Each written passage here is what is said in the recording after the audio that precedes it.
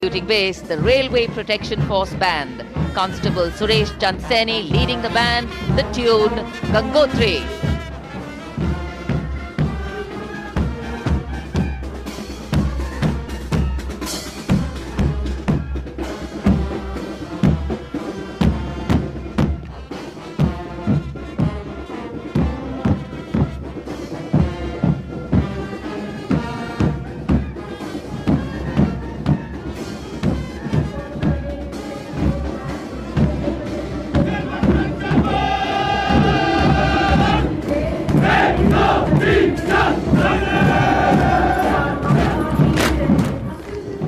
Following their band, the Railway Protection Marching Contingent.